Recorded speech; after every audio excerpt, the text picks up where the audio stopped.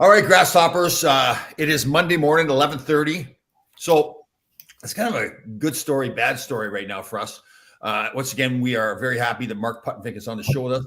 The bad part of the show is he's got a full shirt on, not just a what do you call that? I don't want to call them a wife beater shirt. What are those other shirts called? That's a wife beater.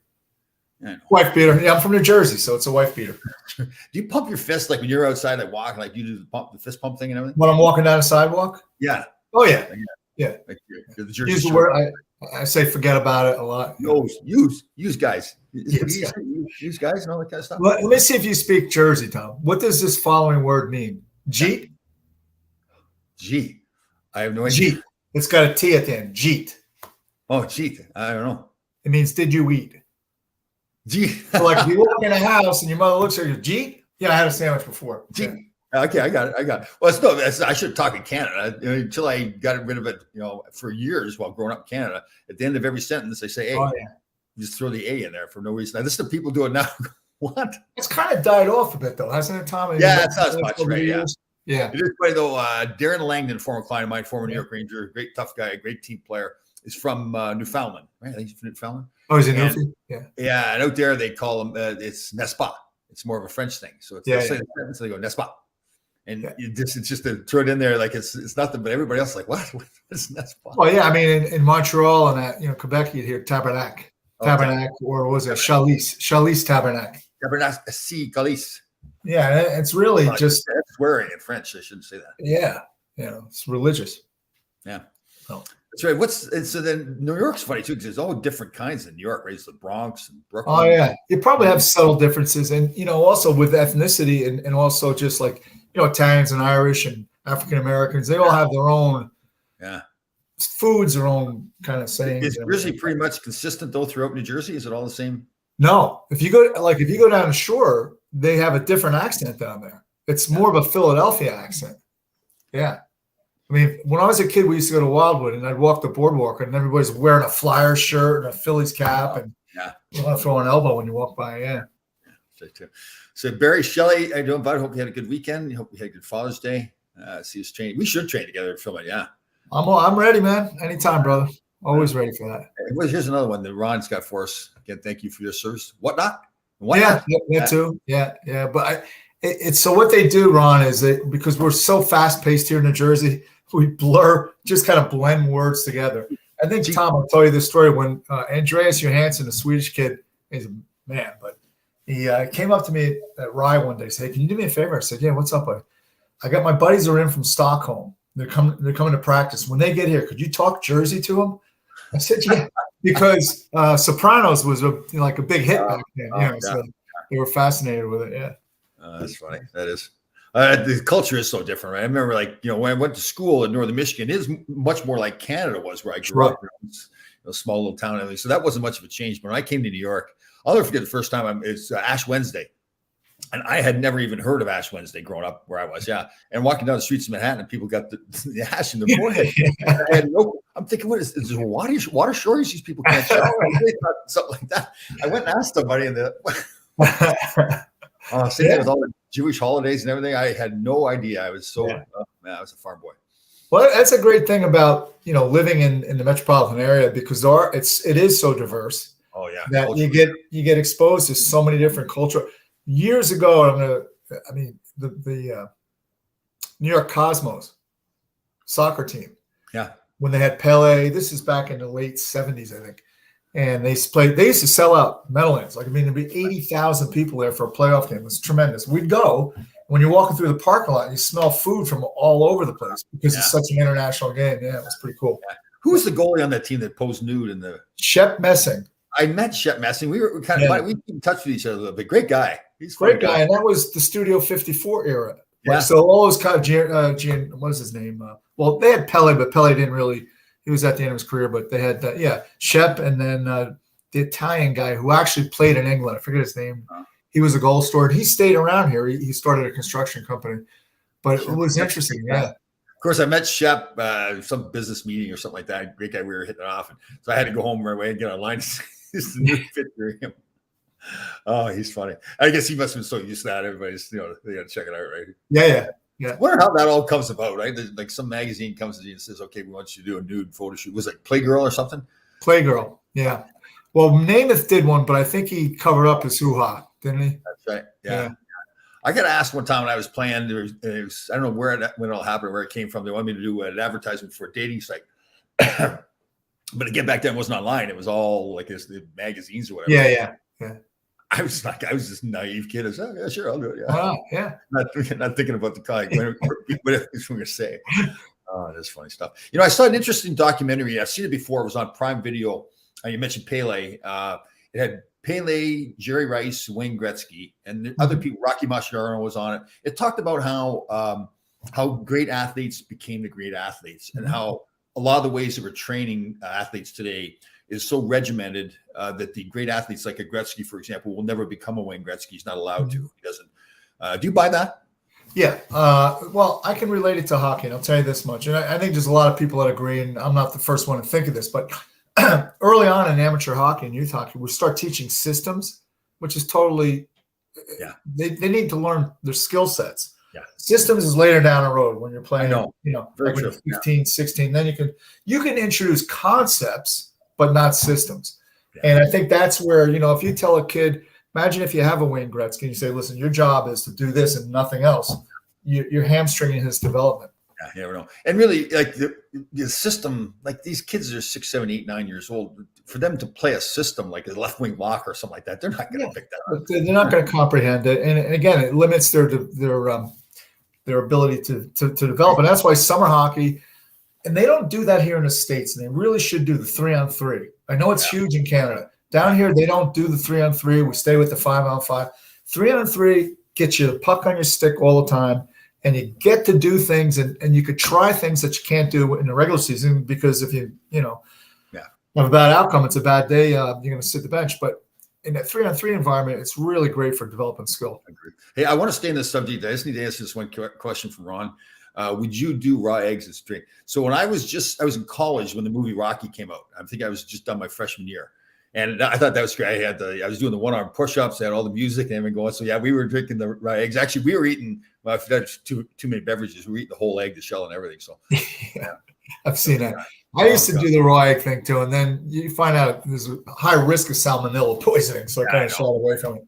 But that we didn't care back then. Yeah, exactly. I used to do a raw egg. Never mind. I want to tell you the rest. It was bad. Yeah. All right, but I like to stay on this topic with the training. There was really interesting to watch the show, and I remember reading Bobby Orr's book too. And how I'm pretty sure how he said it was that if he'd listened to every coach tell him what to do out there, like banging the puck off the boards all the time, he never would have been Bobby Orr. Yeah. Right. So it's interesting when you talk about young kids and the coaching and parents and trying to make their players better. And you see the trap, right? Because all these coaches out there, and they're great people, but this is a lot of the guys now are getting paid, and that's their careers, coaching kids, new sports. So they want to be showing that they're making a difference. That's how they go up and make more money and everything. But maybe some of the best coaching we do is by doing less coaching, right? Just like obviously put them in the right direction, but let them go play, right? Just right. And I think, so there's two areas in the off season. You want to work on your skill set, but you also want to work on the simple play. In other words, being able to make a backhand 15-foot pass accurately every time. And Darren Van Impe, we were discussing something when he went to play for Boston.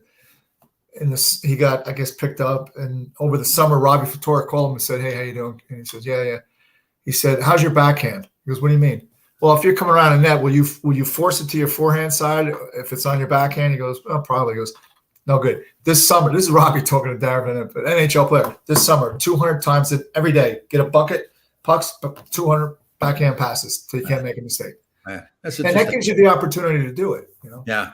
Well, and you're talking that too. And again, Gretzky was talking about it. I was just really interested listening to him. And Jerry Rice was talking about it too, that they would do things like that, but it wasn't their parents or coaches telling them to do it. Right. They just wanted to do it themselves. Like Gretzky talked about how his buddies would call up, want to go to movies on a Friday afternoon or Saturday afternoon or something. And he would say, "No, I can't." And they would say, "Well, I'm going to go shoot pucks for 2 hours." And I actually remember a good friend of mine that I grew up with, we played hockey and lacrosse together. And I was going to camps during the summer. And he asked me one time, I'll never forget this. We were kids. He says, do you have to go to these camps during the summer? And I really didn't comprehend what he was saying. Like, Yeah. I said, wait, yeah, I have to go because I want to get better. Like, but he was asking me if my parents were making me go. And I just didn't dawn on me, and I saw him after I was done playing back in my hometown of Brampton. I remember I was still playing, and he was a way better athlete than I was too. And he acknowledged how mad he was at himself that he couldn't understand why couldn't understand why I was doing all this work and ultimately paid for it. So I guess and if a player really wants to be a player, it's got to be his idea. Well, that's a tricky one though, right? Because coaches can make a difference in their life by pushing in the right direction though, right? Yeah, I don't think coaches are going to make a difference necessarily in your skill development. They'll make a difference in you as a person and learning the game and being a teammate and all those kind of things. I think that, again, going back to this off-season thought, you get chances to be creative, but I really like being able to make those simple plays because that's really what hockey is. If you can make that 10, 15-foot pass, tape to tape consistently, you're going to be successful. And then it becomes a 20, then it becomes the 30, and then it becomes that stretch pass where you can nail a guy at the far blue line. But the other thing too, Tom, like you see the skill set that these players have nowadays. Yeah. That didn't happen in practice. That happened on their own, screwing around with the puck. Like even this pressing down and flipping, what do they call it, the Michigan or whatever? Yeah. I'm sure that happened. Some kid was screwing around with the puck, probably getting yelled at by his coach. Yeah. And look what I can do. Because I never knew that. That thing didn't exist. I see kids doing that all the time now. We coached that girls' high school team this year. They were all out before practice. They're all trying to do that move. I mean, I don't like it because it's really not hockey. But point is, that's how you can develop different skill sets. You just screw around to, oh, wow, I could do this. Well, that's it. We've talked about this before too. I wish we had places in each town where it's just a rink and and have supervision. Maybe have somebody out there, make sure everybody's safe, and have 20 guys get on the ice, throw the sticks in the middle, throw them off in each direction. Those are the 10 guys in each team. Just go throw the puck out there and let them play. Right? Years ago, before USA Hockey had the ADM, the development model, Minnesota one year tried just that, Tom. They would take the mites. They'd throw them on the ice, they'd throw a bunch of pucks, and just stand there and watch them. Yeah. And, I guess it didn't work. You still need structure.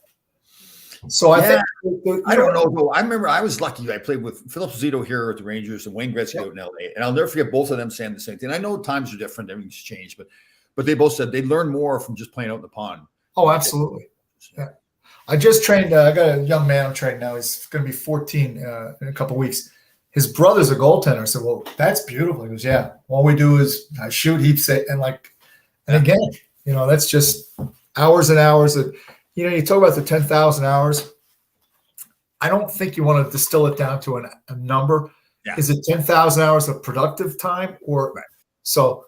Yeah.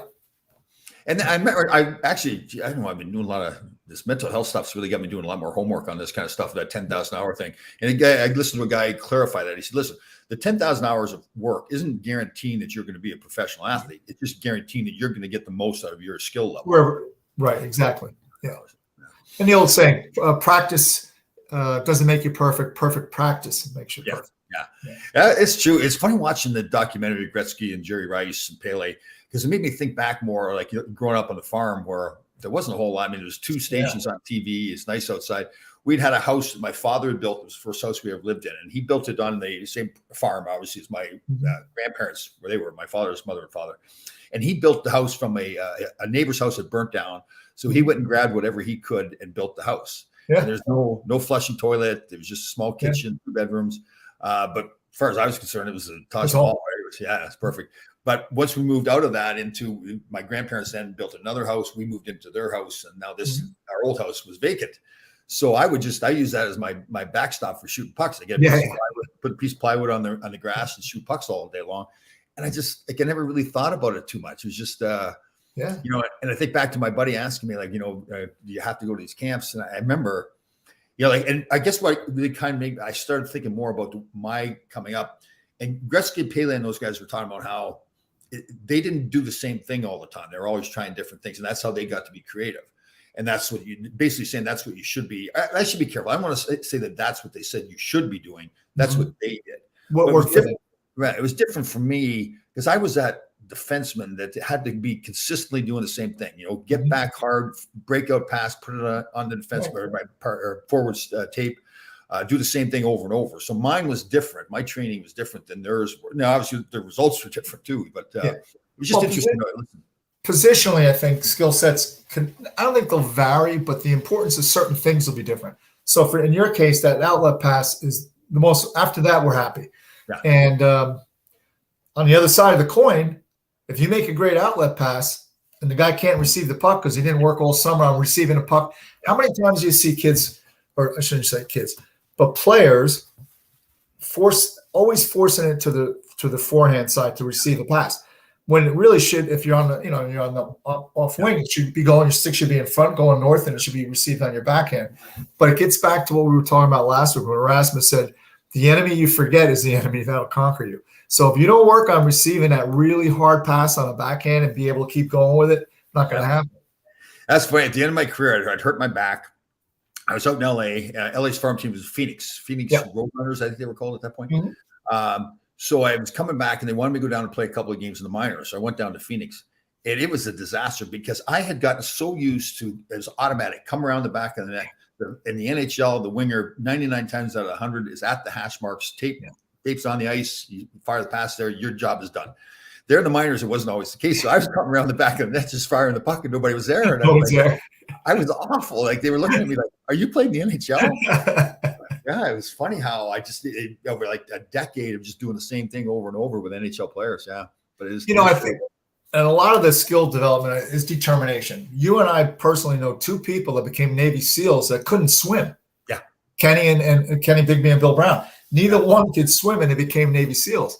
And that was just hours and hours and hours and hours in the pool. And because when he did the SEAL comp test up in I think Illinois, where they have the station up there, but he maxed out on all the PT stuff. He was like in the top percentage, but he couldn't swim. So they were, and he did it just to get away from somebody that was on his ass a little bit. He figured this is 4 hours a day. I don't have to deal with that guy. But there was a SEAL commander there who said, "Hey, I'm going to teach you how to swim." Wow. I don't know about this Bill Country did yet. I really question his intelligence. Man. Hope he had a good Father's Day despite all the criticism he gets. Yeah, he's a good man. Yeah. Speaking of Bill Brown, so Bill Brown's really good friends with Mark. I know him and I'm friendly and really admire him a lot. Former Navy SEAL. He's the one that is behind the swim across the Hudson that happens August 6th. August 6th. August 6th. We don't know the time yet because of the tides. We'll know when will we know the time. In a few weeks. So June 30, which is next week, is the second dial-in. I know Bill did one this week, and then he'll have a better understanding of the currents and then what time we'll kick off. The first, I want to say this is for the first 2 years, was earlier in the morning. They got in the water around 9:30. Yeah. Last year, the currents were different. They didn't get in until like 2, I think. Right? Yeah. 2 o'clock in the morning. But Bill Brown, so we talk about him, but I don't know if we've really gotten into the impact he has on other veterans, not just Navy SEALs, but all sorts of veterans. So this swim, so he served in Navy SEALs, fantastic guy. He's a lawyer, successful lawyer now. And I got to know him a little bit better in a different setting when we went out and did that shooting out in Pennsylvania there. Yes. And he's a cool dude, man. He's like, I've got the video of me running and shooting. He's running beside me, kind of guiding me and telling me what I need to be doing and everything. It's a cool video because I think to myself, oh my God, I'm out here shooting a live weapon. Former Navy SEAL running beside me. Yeah. One of the things about Bill, and I think there's many things that he has great attributes, but I tend to like maybe jump ahead real quick because I get excited. Bill has a way of tempering that and say, no, that's not how we're doing this. Yeah. And he's never been wrong. He's always been right. So there's something to it, But that's sort of a good leader too, right? The one that's absolutely, absolutely. So again, it's his idea to put this. Sorry, Mark interrupted. I just want to so it's Bill's idea to initially do this swim. That was 4 years ago. Was the first one. And it was really just to help other veterans. He didn't have to do it. He's already served the country. He really didn't have to do anything, just other than take care of himself. But he wanted to help others. So, yeah, no, Bill's his vision and his drive are unmatched. I mean, he's directing a veterans program down at Rutgers University in addition to this as well, and that's he's got his hands in so many different. This is his major baby, but he's involved in so much more. This all started with a conversation. I think it was after working out one morning. He just said, "You know what?" He was talking to Johnny Corbicella. Said, "Let's swim across the Hudson, raise some money. We'll figure out how to do this." and then it just grew from there to what it is today. And it was 140 SEALs last year, probably close to 50 Patriots. So, close to 200 people last year swam.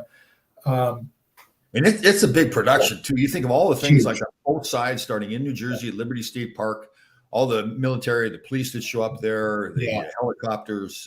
It's quite a show. Like it is. This will be my third one that I've been involved in. Right. Yeah.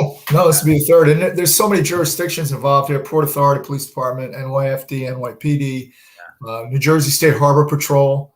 And that it's funny, Tom. Like the first year we did it. Right away, I called a good friend of mine, Steve Kuhn, who is a state trooper, but he was on the Harbor Patrol. I think he's a union leader now for the state troopers. And I saw he had posted something on Facebook about Goggins. And then I said, I called him. I said, this is what we're thinking of doing. And he hooked up Bill with all the right people in the state trooper and the Harbor Patrol. And they've been a tremendous, without them, this because they take Bill out for all the dial-in swims and they provide all the security and everything like that. So, but. Do you remember last year one of the workers took us out in a boat? I think we were on the same boat, and the steering cable broke. Oh yeah, we're thinking the guy must be drunk. I thought he was drunk at first. And he was moving. He was real because I think we were a little bit later. I screwed up or something, and he's turning the wheel like this, and we're just still going all over here like that. I'm thinking. After the fact, I was kind of laughing while it's happening. I says, "We're going to die out here." That was. The guys from John, the rescue divers, he lost the hydraulics on that vessel. He didn't tell us either, so we're all like, I didn't want to insult the guy and say you're drunk, but oh man, that was funny. We came in hot and hard on that one. That was pretty. And then they switched boats, thank God. That's it. I'll tell you, I know I've talked about it, but I think it needs to be said over and over. If you get a chance to either be on the New York side in Lower Manhattan around Ground Zero or over at Liberty State Park, or both if you can do it, it's a fantastic thing. It's very patriotic. You get the goosebumps going. You almost get, like it's like teary-eyed kind of stuff, right? Some of the speeches they make. Well, this year, I believe his name is Frank Siller from Tunnel to Towers will be there. Jason Redman, who's a very widely recognizable SEAL, will be there as a motivational speaker now, among other things. But yeah, it's going to be another epic, tremendous day. And it's all from Bill Brown. Every bit of this is Bill Brown. He started it. He's the driving force. And this is like a full-time job for him. I mean, from really basically, I don't know, he could probably tell me better, obviously, but like from December now, he's just nonstop because a lot of moving parts here for sure. So he gets all the credit for this. No one else. Yeah. And he's a fantastic father. You see him posting stuff on. Yeah. Isn't that tremendous? Yeah. He's good. He's got a little bit of and I mean this in a good way. Get a little bit of the goofy, like little kid goofy kind of stuff going on too. It's good. He likes to have fun, and he can play with his daughter, and that's a testament to it's not always just business with Bill. Yeah. He lives life. He lives life all out, right? He's absolutely. Yeah. All right. By the way, Colorado. I don't even know what to say. They're scared good, and I picked Tampa to win at 6. Did you really? Yeah. It'll be interesting to see what happens tonight. You can't think that it's really a 7-goal difference between those two teams. No. I mean, the first game went to overtime. I just, one of the reasons I admire Tampa right now is that they've learned how to win, right? They come back in games, they come back in series. I recently, one of our followers here, Ira, is friends with Bob Nystrom. Remember Bob Nystrom used to play with the Islanders? Of course, yeah. So he gave me his phone number. We chatted. I left him a message on Saturday. He called me right back, and it was great to talk to him. We really didn't know each other that well. We'd spoken at charity events or something, but haven't talked to him in decades. And he was pretty good friends with Clark Gillies, who we lost, but we got to be somewhat friendly with Clark. But it's great to talk to him. I didn't give him a hard time yet. Bob's a pretty serious guy. I don't know his sense of humor yet. But I tell the story all the time how he knocked me out, put me in the hospital for a night. We were playing a playoff round, and it was late in the game. I think we hammered him pretty good, and I was pounding some people like Bossy and everything. And I knew he'd be coming late in the game, like last shift. The game was out of hand, and he was coming in to hit me. And I thought, okay, usually we just hit each other very fair. We had respect for each other. He was more of a fighter than I was, but we both would hit each other. And he came in with a forearm shiver in the jaw and knocked me down. I thought I got up. I watched the video of it recently, and I went down, and I'll never forget. It was kind of a compliment but I was on my knees. I'm almost out cold. And Jim Gordon was on with Phil Esposito doing the game. And he knocked Tommy down. He hurt Tommy, and Tommy's a hard man to hurt. And when he said that, I was like, oh, yes. That's a great compliment. Yeah. He said that. Tom's a hard man to hurt. Yeah. But it was funny because I remember I remembered it differently. Obviously, I was out of it, but I'd gotten up, went into the locker room at the end of the game, and I guess I was just sitting there babbling in my stall out of it. And I got up to go take a shower or something, and just collapsed there, and they had to get the stretcher out and took me to the hospital for the night. Coming in, you had to line up against a lot of tough right wingers on the wall. Paul Holmgren, Willie Plett, right? Yeah. And Herbie especially would want me playing against those guys. So we were playing a long playoff series. I have to go through every shift. Dave Brown, right? Dave Brown, yeah. Oh, it's funny. But I got to tell you, Nystrom was a classy guy, and he wasn't afraid of anybody, right? He'd fight anybody. But after he found out that I went to the hospital, before the next game, I think he called me first, and he says, I don't think he necessarily apologized. I think he kind of like, geez, I didn't mean to hurt you like that kind of statement. And then that game was actually the next game was the next game. We played 2 days later, and that game was the last game of the series. So we had to shake hands in the game. And again, he pulled me aside of the handshake line and said the same thing again. He said, Tom, I didn't mean to, because, when you play against, he was good, especially because I didn't cheap shot him. He didn't cheap shot me ever. And again, we played against each other all the time. So it was kind of a mutual respect there. He did get mad at me one time. It was funny. We were, something was going on in a game, and he goes, Laidlaw, I let you hit me. Like, he's like, he's going to be the boss. I was like, oh, thank you. Yeah. Tons of respect for him, though. I'll tell you, he was one of those guys. I looked at him, and like, if young kids had to look back at somebody and say, okay, how do I get the most out of and I mean this a total compliment to him. He wasn't a very talented guy, but he got the most out of his career. Well, when he first came up, he's a Western boy, right? Is he a Western kid? Yeah. His skating wasn't great. So they stuck him with Laura Stam, and Laura really worked with him on his skating. I think that's where she kind of, with Bobby, got her name out there with the success that she had with him. She came over the Rangers, who did a lot of stuff with us. Yeah. Yeah. I spent the week with her over in Russia. She's still still going? Yeah. Obviously, while I was there 2012, but she went. I admire her too, because then to work, like having a female coming out there working with NHL hockey players. I remember how I felt at first. I was like, what? I don't need a woman teaching me. She was great. When we were over, again, this is 2012, but I bet you she wasn't a kid anymore. Right. And we're doing this presentation for the Russian Hockey Federation. She's jumping up on a table, like showing stride and everything. I'm like, oh my God, good for her. Yeah. She was, again, when she was on the ice, she was in charge. There was no hesitation. There's no like female anything. It's like she was fantastic. She really helped my skating too. She made a big difference. She knew what she was doing. We had a similar version, Barbara Horan, here at Sportorama up in New York. And was 80, and some of the kids I played with were going up to Boston for they had a big tryout. I think they were going to take 50 guys from there and then go to meet her, I guess, to Minnesota from there, whatever. None of the guys made it, but we all were skating at like 6 a.m.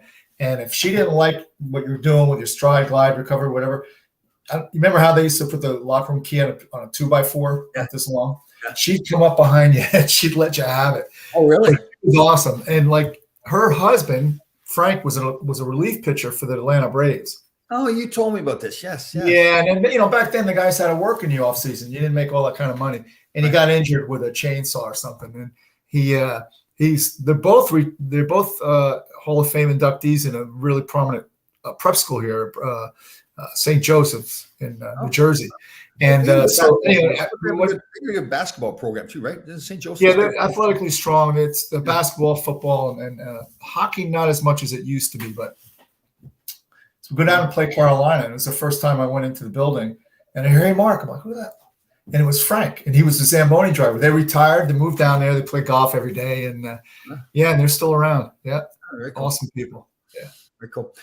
Tomorrow I will be at Fordham University, the Westchester campus. I'll be their keynote speaker. They have what they call it, a forum or whatever. It's a sports business forum. So, okay, cool. Yeah, great school.